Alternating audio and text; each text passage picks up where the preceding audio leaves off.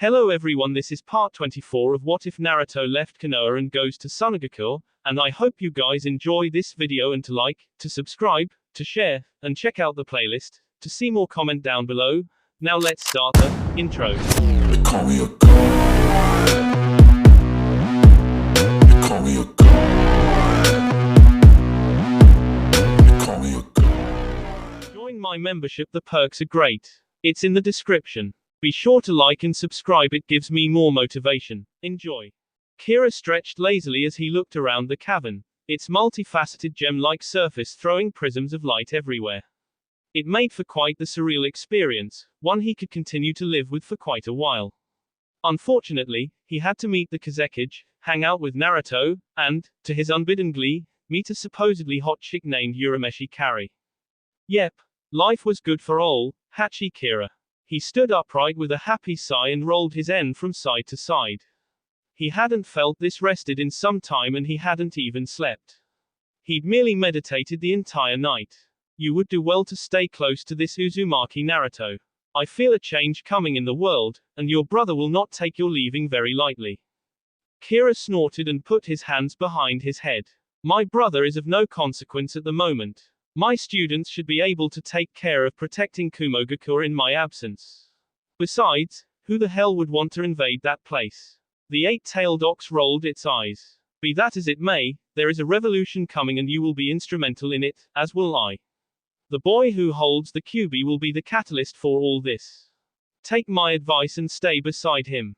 Before Kira could reply, the ox faded into the background of his mind, content with having said its piece.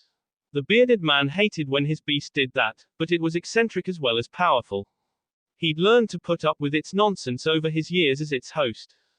A faint sound echoed in from outside the cave and Kira stiffened, turning his head slightly to catch the noise better. It sounded like people shouting and hammers knocking against wood. He could only suppose it was Naruto. He slowly padded across the crystal floor and cursed inwardly as the sunlight bounced off the entrance and into his eyes. With a readjustment of his glasses, he stepped out and put a hand over his brow to help shield him from the accursed light. The world was a blaze of white for a moment before his eyes adjusted to the searing desert sun. He blinked, letting the moisture wash away a grain of sand that had gotten under his glasses, and gaped at the scene before him.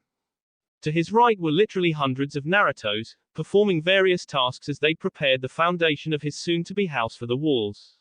He watched in awe as they brought stones from a quarry over a mile away in scrolls and deposited them on the ground before heading back for more. Several Narutos waited for the stones to hit the ground before measuring out the desired shape and thickness of the foundation and cutting them with wind chakra. All of this was done under the watchful eye of a local stonemason, who observed the proceedings with great interest. He would shout at the Narutos when they cut the stone wrong and help them lay the tiles in the correct places. They already had half the foundation done on a very large home. Straight ahead, he could see several Narutos working on cutting down trees and dragging them to an empty site, where even more waited to trim the branches off and the tree into lumber for the frame. He marveled at the use of wind chakra in such an unorthodox way. He marveled even more when, for every tree that he cut down, Naruto would raise another from the ground. With a final twist of his head to the left, he saw what he guessed were Naruto's students, running drills and exercising under the watchful eye of yet another Naruto. It amazed him that the blonde could do all these things and still show no ill effect. The fact that he apparently used none of the Kyuubi's chakra to do it made it all the more astonishing. Enjoying the sights, Kira. The bearded man glanced upwards and saw four shadows covering his exit. He cautiously stepped into the sun and shielded his eyes again as he looked upward. He recognized Temari and Naruto's outlines, but he didn't recognize the other two.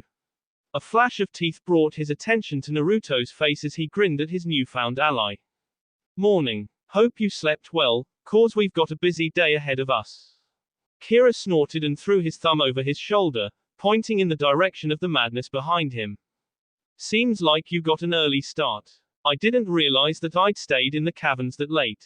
Hey, it's not all that late. It's only a bit past 1.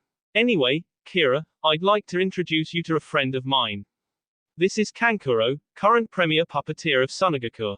The black-clad man with the scrolls on his back waved at Kira jovially.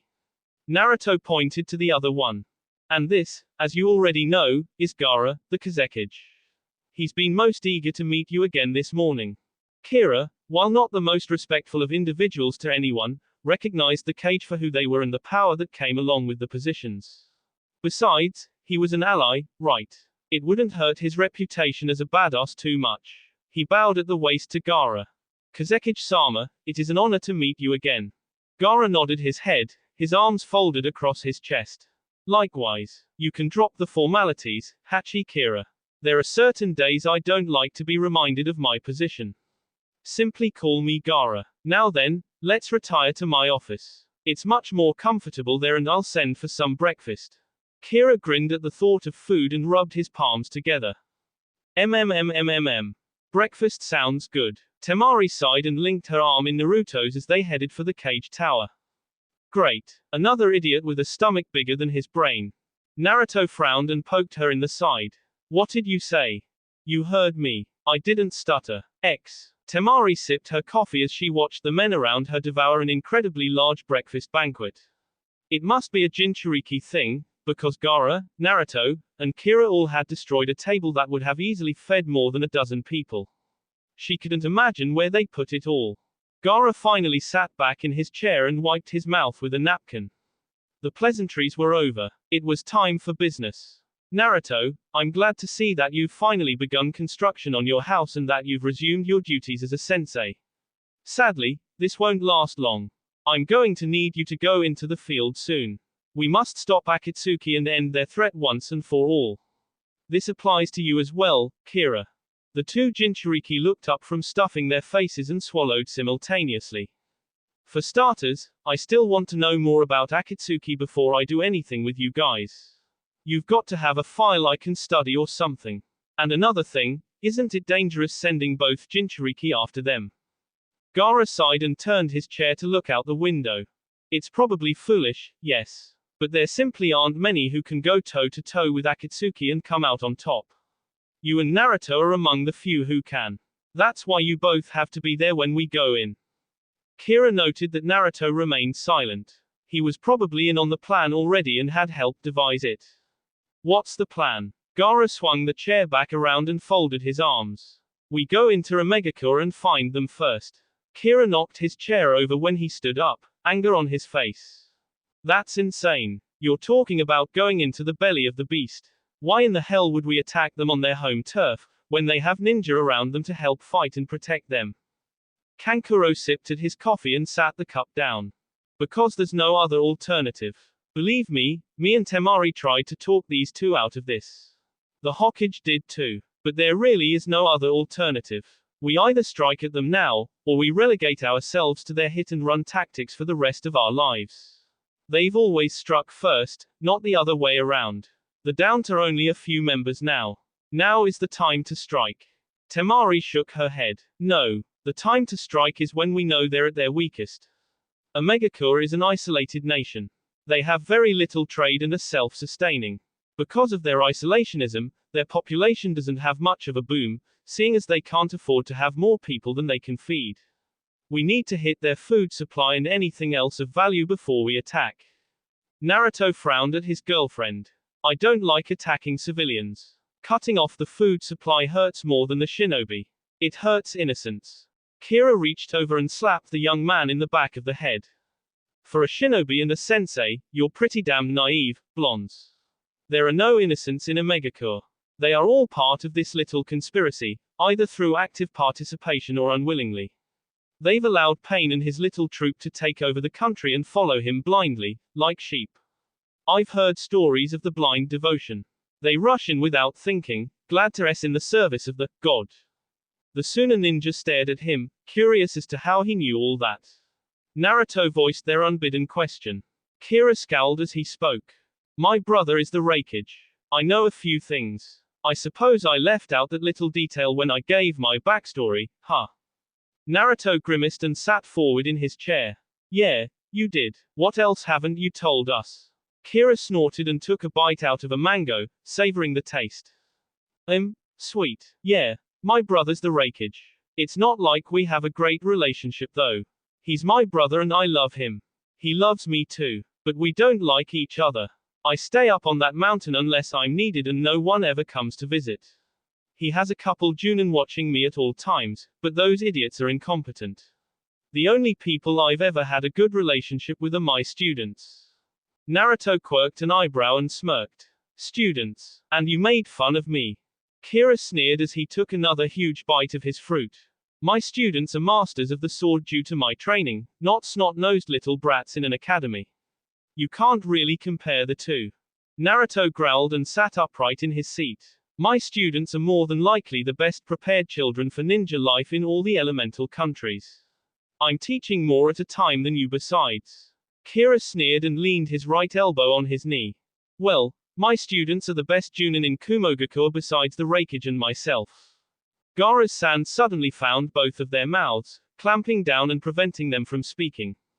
This isn't a pissing contest over who has the better students. You are both sensei, act like it. We have more important matters to attend to besides. The two Jinchuriki glared at one another before nodding and turning back to face Gaara. Temari glared at Naruto and pinched his side, making him jump. What? He started it. Temari grabbed his ear and jerked it down to her level. I don't care who started it. Stop being disrespectful in front of your cage. Set an example, sensei. Kira snickered at Naruto's misfortune before Temari cast her gaze on him. I'll deal with you afterwards. He stopped snickering and quirked an eyebrow. I don't believe I'm dating you, Missy. You don't own me. Temari smiled sweetly and let go of Naruto's ear. No, I don't. But, you are a guest of mine, and therefore, I'm responsible for you. Your behavior is reflecting on mine, and it's not reflecting very well. Kira shivered under her gaze and turned away. He may not have all that much interaction with women outside of his female students, but he knew when he was treading on dangerous ground. He wasn't about to lie back and take it like Naruto though. I'll keep that in mind. Can we move this along please? Gaara grunted, but nodded his approval. Yes, we can. I won't keep you much longer. I have work to do after all. In time, we'll be going back to Konoha to meet with Suand and make a definitive plan. We'll move out from there. I need to ask you to return to Kumogakure and ask your cage to meet us in Konoha. Kira's scowl deepened. He had thought he might be able to escape from Kumo for a bit longer. My brother is an idiot. He believes that Kumo is impenetrable and that I am safe. He did nothing to save Yugito when she was captured. I don't know if his help would be welcomed or not. And besides that, Kumo isn't very well received in Konoha due to the Hyuga incident a few years back. Gaara sighed and stood up, signaling the end of the meeting. I know that, but these are different times. We're talking about a threat that will encompass all the elemental countries. It has to be dealt with and, if your brother will not help, he is a fool. Kira nodded his head and stepped over beside Naruto and Temari. I'll speak with him. I promise. I'd like to relax for a bit before I head home though. It's a lot nicer here in sooner than I had heard. Gaara waved him off with his hand as he picked up a report. Thank Naruto for that. Now, if you would all please leave. Kira nudged Naruto on the way out, leaning down to whisper into his ear. Someone needs to get laid. Naruto snickered and bobbed his head in agreement. You have no idea. Kankuro excused himself when they were out of the office, citing that he had drawn patrol duty, yet again, for making Gaara angry about something or other. As he sullenly walked off, Kira clapped his hands together and grinned at the two blondes. So, Urameshi Kari, what's she like? Neither Naruto nor Temari said anything as they led the way back to the property, which annoyed Kira mightily. His face scrunched up as he took a few quick steps ahead so he could see both blondes' faces. Squinting his eyes at Temari, he smirked. If you don't tell me, I'll start rapping again. She tilted her chin upward slightly and he grinned. Oh, I'm bombastic, fantastic. Fine. Okay. Just, please, keep your mouth shut. Kira grinned at his victory and slowed his walk so he was shoulder to shoulder with Naruto. What's she like? Temari sighed and grasped onto Naruto's fingers as they walked. She hated talking about a former rival of hers for Naruto's affection, even if it hadn't been a true rivalry to begin with. Kari is a very sweet person, very kind. She always tries to help out her students and is very fair with them. I would say she's too nice. Kira nodded his head. He didn't really care about her personality at the moment. He wanted physical details. She's a sweet girl, got it. What does she look like? Temari growled and was about to say something very rude about the male gender, but Naruto poked her in the side and shook his head very slightly. She huffed and stared straight ahead. Naruto turned to Kira with a grin. Kari is a beautiful girl. She has long, glossy black hair and ruby red lips. Temari squeezed his fingers a bit tighter, but Naruto continued. She's very shapely. Not too big and not too small, in all the right places. His knuckles cracked slightly under the pressure. Kira's grin grew wider every moment. She's a capable, competent kunoichi. But what is most attractive about her is that radiant smile she has. It's the most beautiful thing I've ever seen. Kira quirked his eyebrow when he heard Temari growl audibly and glanced at Naruto. Surely the guy wasn't that damn oblivious. With no warning, Naruto suddenly turned and latched his arms around Temari, pulling her in for an earth-shaking kiss. She fought at first, trying to twist away before melting into the lip lock. Naruto pulled away with a wet, smacking sound, leaving Temari dazed and happy. He turned back to Kira with a wink. Remember that. It'll help you later. As I was saying, her smile is the most beautiful thing I've ever seen besides Temari. Kira sidled up alongside the blonde, keeping his voice low as Naruto led the still dizzy Temari along by her hand. You're smooth, kid. Real smooth. When am I going to meet her? Naruto's grin widened even more. Right now. Kari had let her class out a bit early so she could grade some of the tests she had given them. It was somewhat boring without Naruto around and morale had taken a dip. She had taken to letting her class out on a whim every now and then so she could get some things done in the evening. She perked up when she heard familiar voices down the hall and one unfamiliar one. She better be cute, Uzumaki, or I will hurt you. She's cute, damn it. Don't doubt me. Temari, where the hell is Sanzoku? He keeps disappearing. I don't know where the hell that overgrown rat gets off to. He's probably with your clone that's teaching the class or sleeping in a tree. Kari smiled when she heard two of her friends coming and straightened up her pile of paperwork. It could wait till later. She hadn't seen the two lovebirds in quite a while. That thought brought a small sigh to her lips. It could have been her. She turned with a bright smile to the doorway, her grin spreading as Temari walked in first, followed by Naruto.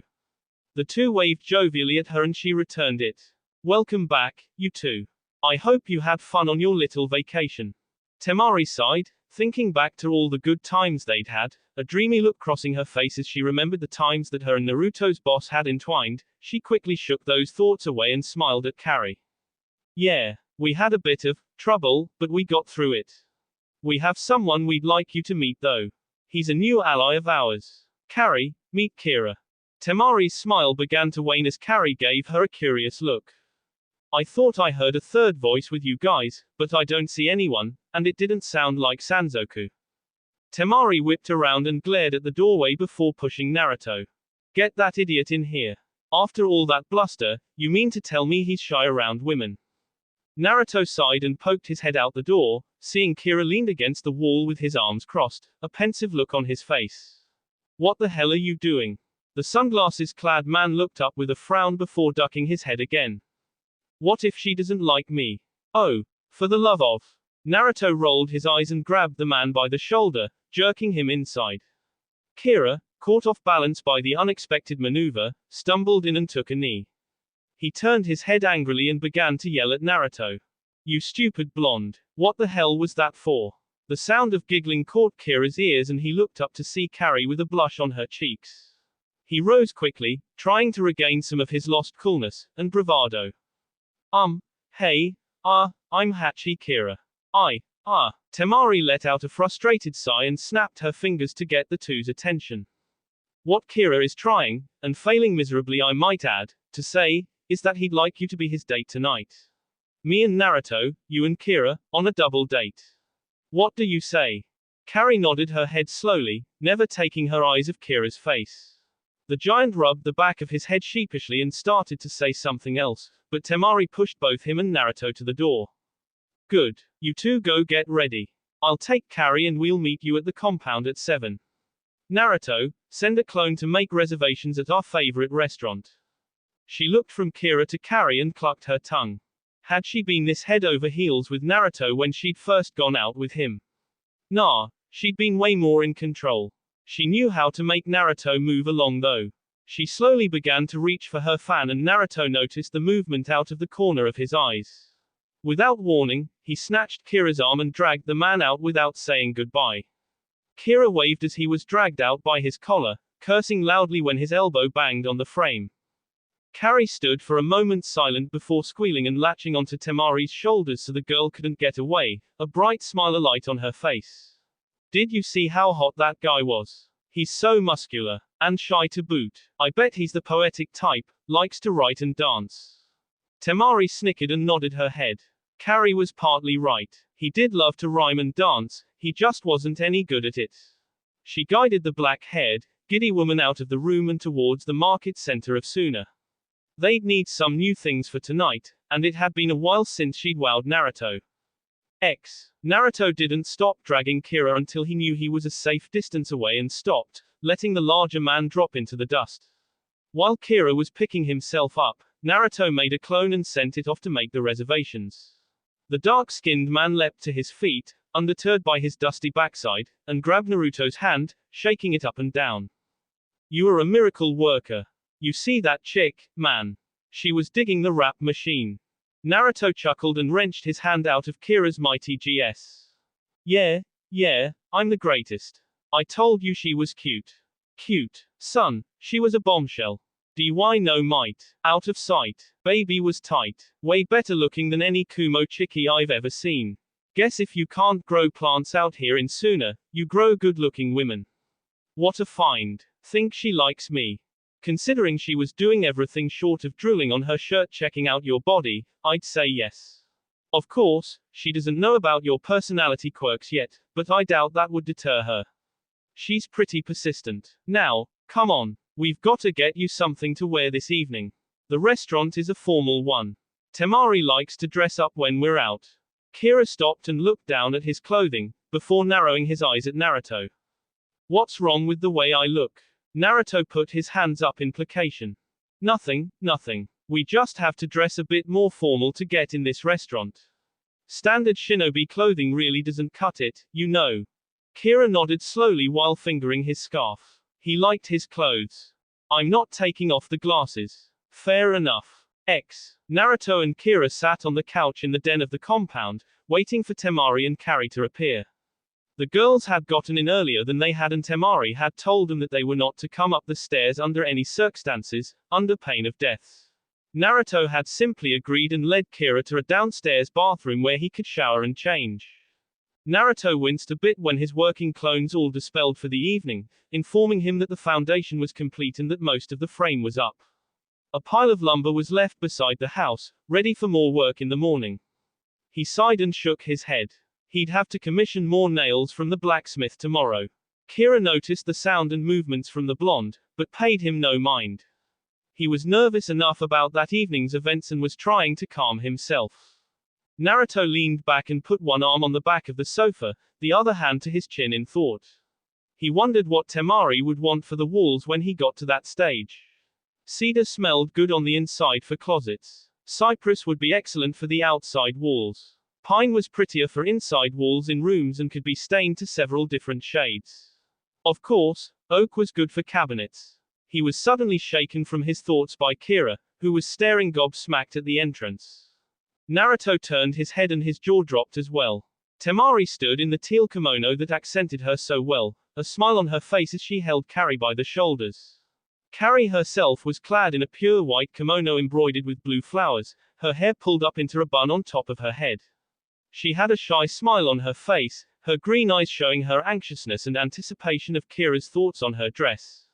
Naruto smiled and nudged Kira in the side. Kira was dumbstruck and happy at the same time. He'd never had a woman try to impress him before, and it felt very nice to see that she had put forth effort for him. He grinned and stood up slowly. Carrie's eyes followed his body from the ground up, taking in the finely tailored black pants, on up to the golden coin hanging on a pendant from his N, to the linen shirt that he had unbuttoned showing a bit of his chest.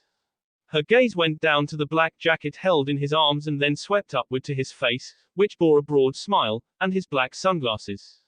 Temari and Naruto stood to the side, his arm around her waist and her leaning into his side as they watched the prospective lovebirds entrance each other. The jaws threatened to unhinge when Kira bent at the waist and brought Carrie's hand to his lips, kissing the knuckles, and bringing a blush to her lips. What majesty the gods hath wrought, what wondrous things untold. The night is young, the future air bright, the present surely gold. Temari blinked and looked at Carrie's face. The woman looked as if a fire had alighted itself upon her cheeks as Kira stood upright again, a wry smile on his face. Carrie took her hand back slowly and gave him a shy smile. That was beautiful. Are you a poet? The spoken word is mine to command, like a ship's captain upon the sea. I normally rap, or rhyme as I call it, though most say it does not suit me. Temari finally collected her thoughts and stepped forward with a grin. You should write poetry instead of those stupid raps you always try.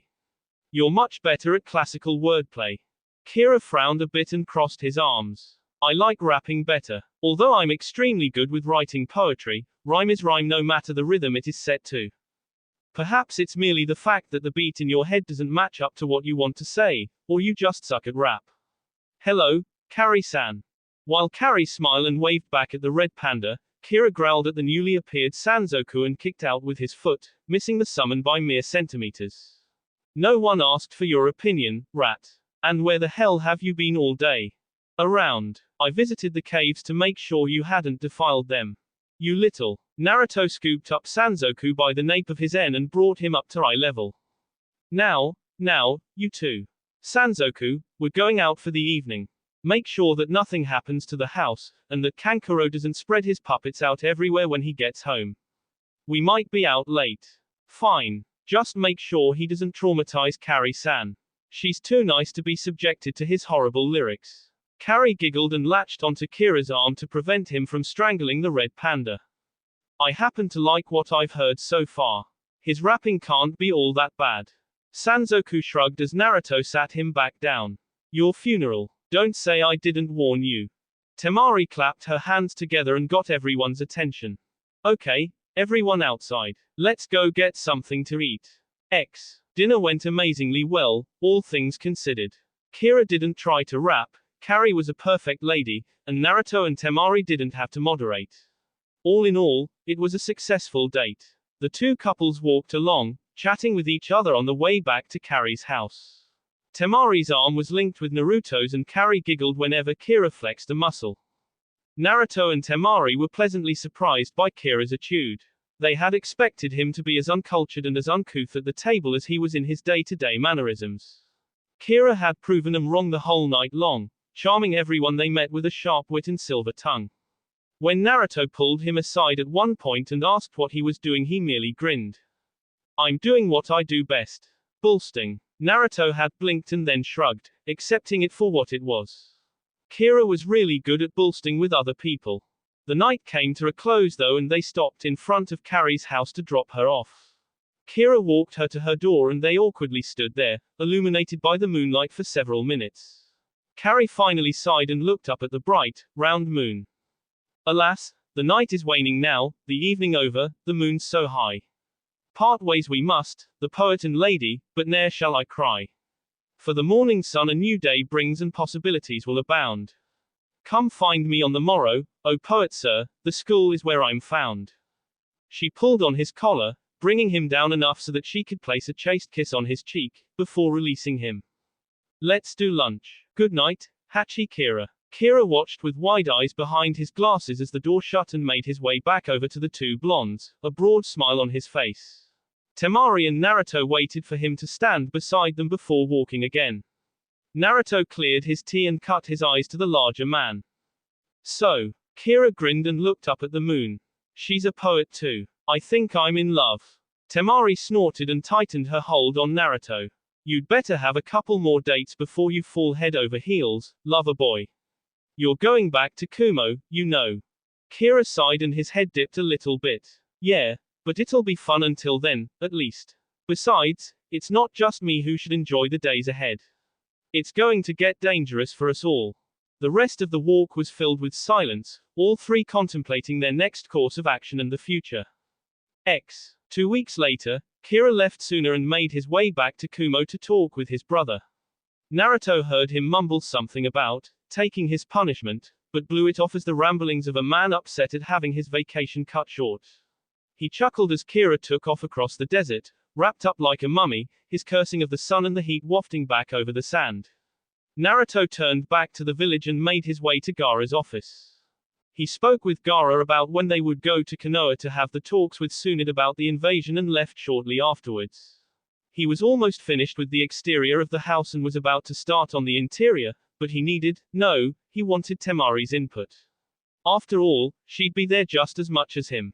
He stood still, watching as his clones finished the last touches on the outside of the house, fitting the glass for the windows, sealing up any cracks between the boards, and making sure there were no weak points in any of the structure.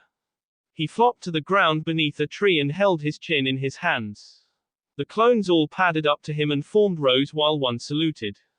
Exterior of Mana Uzumaki completed, boss. What do we need to do next? Naruto glanced up by seeing his head and clicked his tongue. Well, you guys went and bought enough wiring and piping yesterday, right? A resounding "hi" permeated the clearing. Good. Then some of you get started on the wiring. The rest of you plumb the house. Make sure you use the appropriate size for sewer pipes. One of the clones snickered. Come on, boss. Surely you can't drop a log that would stop up some small piping. Naruto glared at the clone and it was suddenly wrapped in thorny vines, yelling in pain before it exploding in smoke. The other clones gulped and turned back to the original. Anybody else want to be a smartass? Every blonde head shook vehemently no. Good. Get to work. I want this thing wired and plumbed by nightfall. The clone scrambled off towards the house, eager to get away from the disgruntled creator. Naruto sighed and closed his eyes, only to feel two familiar arms wind around his shoulders. Isn't arguing with yourself the sign of a sick mind? Naruto leaned back into the embrace, but kept his eyes closed. Everyone knows I'm crazy, so it's okay. Besides, I punish myself when I get out of line. Temari leaned against his back and nuzzled into his hair, the warm morning sun and the shade of the tree they were under making it difficult to keep her eyes open. There are so many layers to that it would make a psychiatrist cry. Naruto. How long until you finish the house? Naruto pulled her around to the front and leaned back against the trunk of the tree. Temari settled in between his legs and laid against his chest, the soft rhythm of his heart lulling her to sleep. It won't be long now. The clones are going to start working on the wiring and the plumbing today. Should be finished by this evening. Naruto looked down at her, smirking as her head began to dip and roll. I need your help with the interior though. I have no idea what you'd like. Temari's foggy brain seemed to latch onto that single statement and she rolled her head back to look up at him. You mean, I get to pick the inside? Naruto nodded and winced at the squeal. Temari wriggled in glee in his arms, fidgeting like a child on a sugar high. Oh, this is so exciting. I've got to pick paints, furniture, flooring, I'm going to need Carrie's help with this. Naruto tightened his grip on the wiggling girl and lowered his head to whisper in her ear. I take it you've never done this before. Are you kidding? The compound has always been the way it is. The furniture has always been there, it's always been the same color, and we can't take or bring in anything new besides tools and clothes. I get to pick out the color for my room, right? Naruto snorted and pulled her back against him again. You can choose whatever you like, Temari. I'm not one much for interior design, so I'm leaving that to you. But, my study is mine to do with as I please. The rest is all you, just don't go overboard. He leaned back and closed his eyes, listening to Temari's giggles become quieter and quieter until she fell asleep. Soon enough, times like these would be totally gone unless Akatsuki was defeated. If that could be accomplished, then their world could have peace.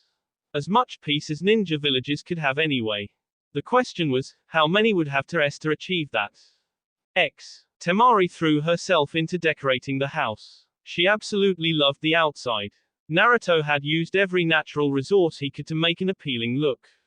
The walls of the house were cypress, known for its ability to resist moisture and weathering.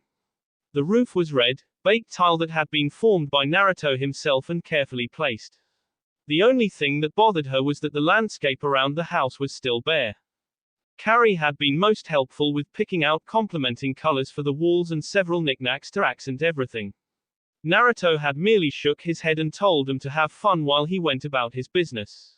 He had other things to occupy himself with while Temari went nuts. The first thing Temari tackled was the entranceway. To her, it made sense to work her way inward to the rest of the house. Several of Naruto's clones trailed behind her to do heavy lifting or fetch things for her when she called for them. The first task she put him to was laying tile in the entranceway. Naruto had carved a 6x6 area that was 4 inches lower than the rest of the house by the front door as the official shoe removal area. The threshold was lower than the sunken area so that any dirt could be easily swept out.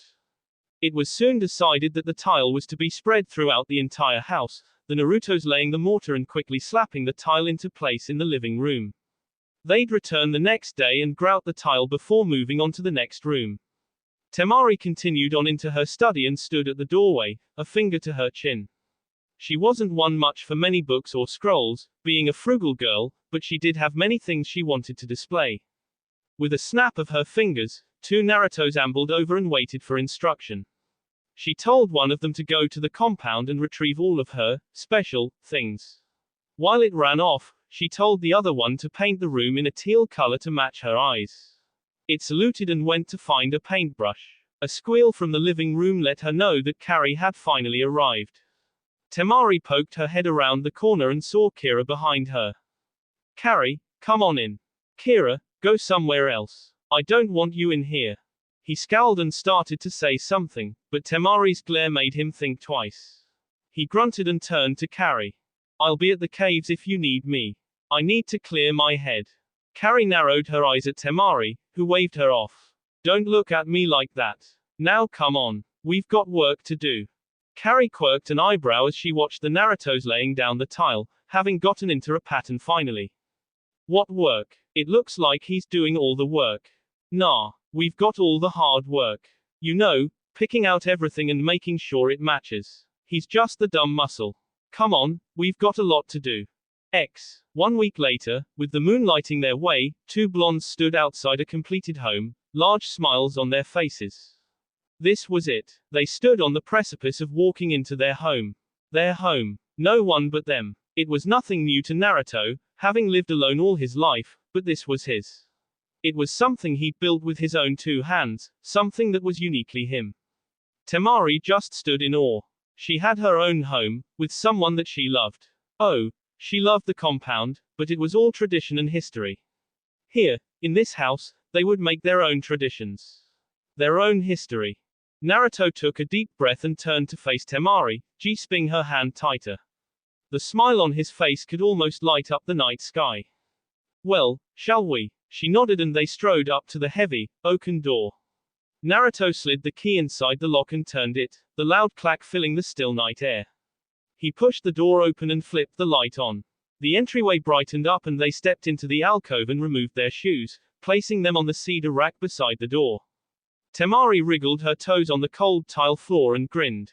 Time to take it all in. They left the entrance and stopped under the archway that led to the living room. Naruto groped around with his right hand for the switch and finally found it, bathing the house in luminescence.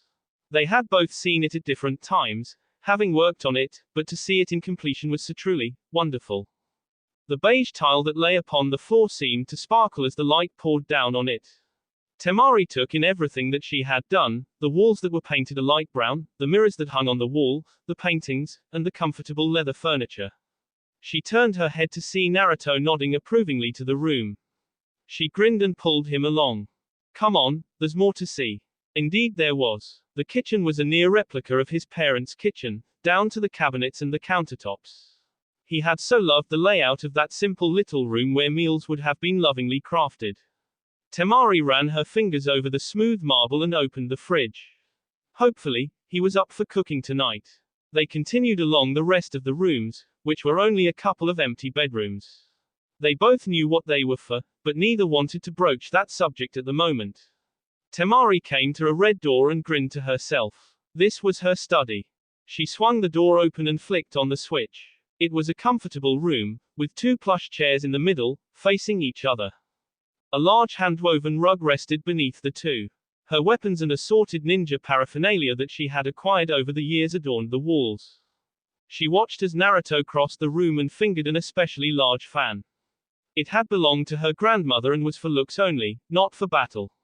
It was entirely too delicate for the rigor that war demanded, but it was a beautiful thing to behold. She sat down in one of the chairs, drinking in the peaceful atmosphere and sighed. It was hers and it calmed her. Naruto strolled over to a rack of scrolls and ran his hands across them. They were ancient and more than likely family heirlooms. He smiled at several photos of the two of them together and several of her family.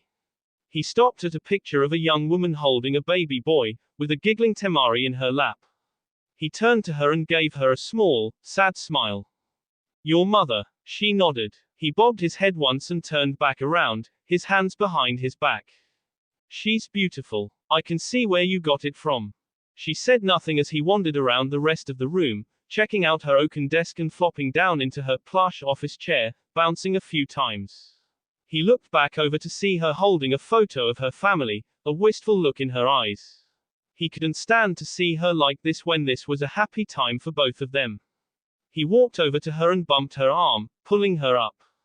Let's go see mine now and then we'll look at our two most important rooms. Temari smirked and let him lead her. There were 3 rooms that she was not allowed to deal with. The master bedroom, the master bathroom, and Naruto's study had been off limits. He said he wanted to surprise her.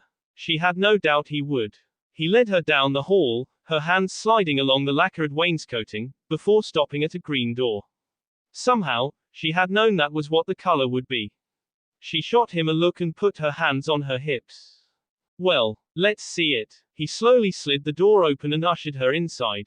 Temari, despite how proud she was of her own comfortable study, was in awe of Naruto's own. He had used his powers to virtually make his study into a greenhouse. Every inch was covered with some amount of greenery and one wall was nothing but glass doors that could open to the outside. The chairs were giant roots that he had carved out and put seat cushions in and even the tables were carved from roots. He pointed up and she gasped. The entire ceiling was glass and she could see the beautiful moon beaming down through the panes. The walls, where they weren't leafy green, were adorned with his own ninja paraphernalia and he had carved several nooks into the trunk of a tree. She wandered around through the room, stopping at a certain corner, a smile on her face. Gardenias. I love these flowers. I know. Their smell reminds me of you. She wrapped her arms around him with a wry smile, kissing him deeply as she did. Naruto held onto her hips with both hands and slowly pushed her away. Temari whined at the lack of contact. Now, don't pout. We still have the whole night to play. We still have a couple more rooms to go. She smirked and latched her hand onto his, dragging him out of the room with a glance back. You realize I'm going to spend a lot of time in here, right? He nodded his head and let her lead. I know. That's one reason I put the gardenias in there. She smiled fondly and led the way to the last door in the house. Beyond that simple slab of wood was her new hideaway, her new comfort zone, their bedroom. She stopped before it and put her hand on the door, her eyes closed. She heard Naruto chuckle behind her. Forget how to open a door. She growled playfully, but didn't turn around. No, asshole. I'm savoring the moment. Something you usually don't take the time to do. She opened her eyes when he put one hand on her shoulder and the other reached around her to open the door, turning the knob with a click. Moments are meant to be savored because they're moments, not long minutes. Savor the door later. The pony-tailed blonde was about to retort when she was pushed roughly into the room and the door was shut behind them, the thud of the door shutting echoing through the pitch black. Temari bent low, crouched on her toes, waiting for whatever Naruto had planned. This was a game they'd never played before and it was exciting. She sent her chakra to her ears so she could hear the slightest movement in the room. Oh, Naruto, where are you, honey? She gasped when a hand smacked her bottom and whipped around, but he was gone again. She backed against the wall and flattened out. This isn't fair, you know. You have better night vision than I do. Hot breath tickled her ear and she shivered. It's not about fair or unfair. It's about how much fun you have. Are you having fun? Temari sucked in a breath, trying to keep herself calm. Her voice came out in a whisper. Yes. The light blinded her as it flashed into existence and she covered her eyes in instinct, blinking away the spots, before lowering her arms. Naruto stood beside her with a hand on his hip and the other on the switch. His broad grin seemed to light up the room more. He pulled her into a kiss and then whipped her around to face the room. Well, thoughts. Temari stared wide-eyed at her, the bedroom. Naruto had painstakingly crafted what to her was the loveliest room she'd ever seen. And the best part was that she would get to stay in it whenever she was home. The walls were a cream color, the floor a brown, earthy tone, covered with plush rugs so that her feet would not be cold in the mornings. Vines crawled the walls in intricate detail, looking as if they'd been painted on, and wound around many pictures. Her eyes cut from one photo to the other. It was like looking at a timeline of their lives. It started with a photo of her parents when they were young and her father was not yet a total asshole or her mother a vindictive bee. The next was the painting of Naruto's parents, lovingly holding on to each other as if each was the other's lifeline. She smiled as she gazed upon it. Kushina must have been just a few months pregnant when it was made, her belly just starting to show. Naruto stood behind Temari, his hands on her shoulders as she slowly spun in place, looking at the timeline he'd made. She continued on, looking at the photos one by one. Her, when she was a toddler. Naruto, with the Hokage's hat on his head. Temari and Kankuro standing side by side. Naruto, swinging on that lonesome swing. Her siblings and Baki. Team 7. Her battle armor. Naruto and Gamakichi. Her and Shikamaru. Naruto and Sakura. Gaara and her and Kankuro, after his resurrection. Naruto, the day he strolled into Suna to become a citizen. The photos were so painstakingly arranged that she felt she could reach out and touch the memories. She felt Naruto's arms encircle her and leaned back into his embrace as she finished scanning the photos. His first night at the compound. His first day of school. Their first date. Their first photographed kiss. On vacation in Konoha. She blinked when she realized that one wall was left blank and leaned her head back to look into his eyes. Why's that wall blank? He leaned down and captured her lips before leaning back up. That wall is for the future, for the memories that we will make together in this house. That wall is ours. She smiled and looked around the room again. A massive four-post bed was against the wall, right by a window to let in the air, the canopy encircling it rippling in the small breeze. Two large dresses stood side by side, one his, the other hers. He had decided he didn't want closets, opting instead for two huge armoires on either side of a door at the far end of the room. A fireplace with two leather chairs with the other things filling up the room. She snickered to herself. While desert nights were indeed cold, they didn't really need a fireplace.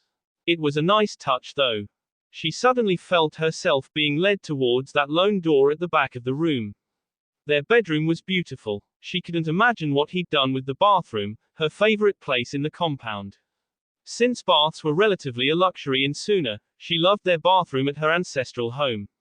But with water relatively underneath them on their land, she could have a bath whenever. The world suddenly became black as Naruto covered her eyes with his hands. Wouldn't want to spoil the surprise now, would we? I want you to feel it before you see it. Temari sighed and let him lead her in, one awkward step at a time. She groped for the doorway and turned the handle, listening to Naruto as his words told her where to go. She found the light switch to the right of the door and flipped it to the on position so she could see when he took his hands away from her eyes.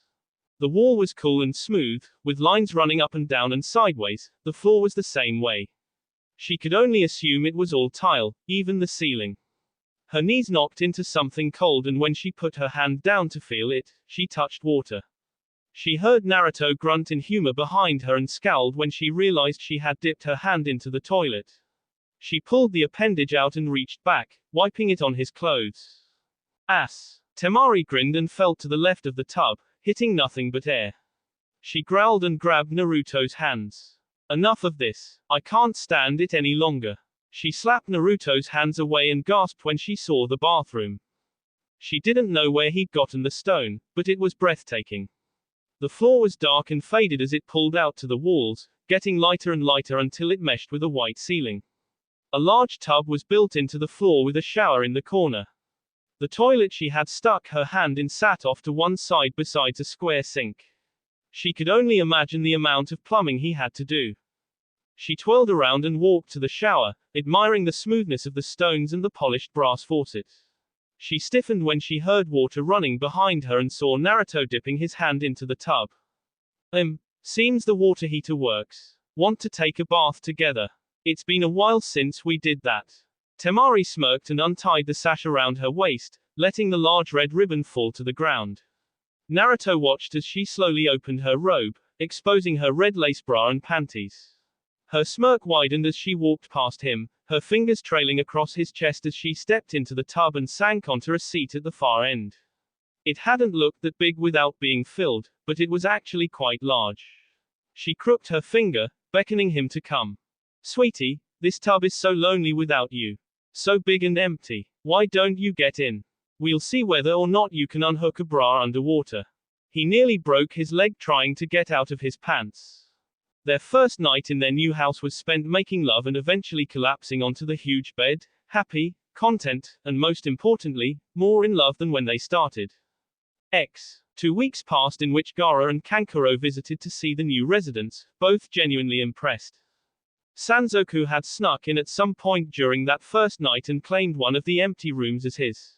Temari had nearly had a heart attack when she woke up and heard a snore coming from a supposedly empty room, only to open the door and find a sleeping Sanzoku the size of a horse. She opted instead to quietly shut the door, walk back down the hall, and crawl back in bed with Naruto, hugging up against his back.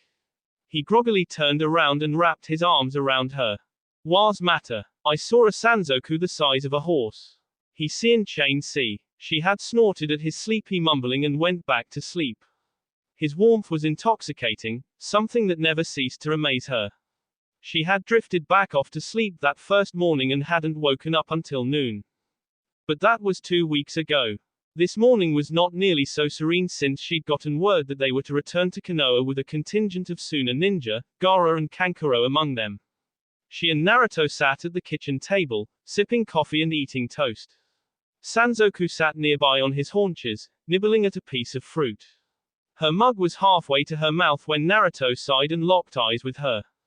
I don't want to do this. We've just started here. What if something happens? Temari slowly sat her coffee mug down and looked into it, the murky liquid casting her solemn look back at her. I don't want to either. I keep running things over in my mind, things that could happen and things I don't want to happen.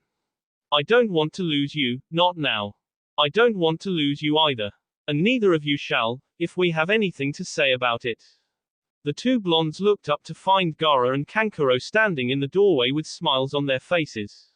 What we're going to do hasn't ever been done since the days of Hanzo. Don't worry. We're going to Konoha to lay out a plan. That idiot Kira and his brother will be there as well. When you see the wreckage, you'll understand why there is little to worry about. Temari scoffed and stood up, straightening out her robe. If he's anything like Kira, then we have everything to worry about. Gaara fixed her with an even stare and then looked at Kankuro. Do you and I act anything alike, at all? Kankuro quirked an eyebrow and smirked. Of course not. I can't always be moody like you. Gaara ignored the jab and turned back to the blondes. There's your answer. Now get dressed, we leave in 2 hours. He walked out the door, motioning for Kankuro to follow. Puppet Master stopped at the door and looked back. Dude, when are you going to cook for us here? How about dinner when we get back? Gaara's gruff voice floated around the corner. Kankuro, let's go. Temari sighed and picked up their mugs, depositing them in the sink, before walking to their bedroom. Come on, we might as well get this over with. 5 days later, the Suna contingency arrived at Konoha and were immediately ushered into a meeting room within the Hokage Tower. Tsunade and her advisors were there, as well as several key ninja to whatever they were going to plan. The ninja of the two villages milled around, talking to one another, when Temari suddenly winced and buried her face in her hands. Naruto heard Sanzoku growl and asked the two what their problem was. He's here. Naruto was about to ask whom she meant when he heard a familiar booming voice. Hachi Kira in the place, going too fast, you can't keep pace. My rhymes are slick, they flow so true, who's happy to see the Kirby come through? The doors were flung open and there stood Hachi Kira, with a group of embarrassed-looking people behind him. 3 in particular looked ashamed while one particularly huge man reached out and grabbed the Jinchuriki by the shoulder, growling at him in a deep voice. Kira, I would advise you to keep your voice down while here. The hand was shrugged off and Kira looked around the room, quickly locating his two favorite people of Suna, besides Kari. Naruto. Temari. Thraurig. My name is Sanzoku, you fruitcake. A loud clap came from the front and everyone turned to see the three cages standing behind a table. Sunad bid them all sit and leaned against the table, her palms flat on the surface. We're here to discuss Akatsuki and a possible alliance between our three villages against them. With us today a ninja of Konoha, Suna, and Kumo, as well as the cage of all three villages. I call this summit to order. X. That will be all for this video. Be sure to like, subscribe, share, and comment down below for more videos. Goodbye.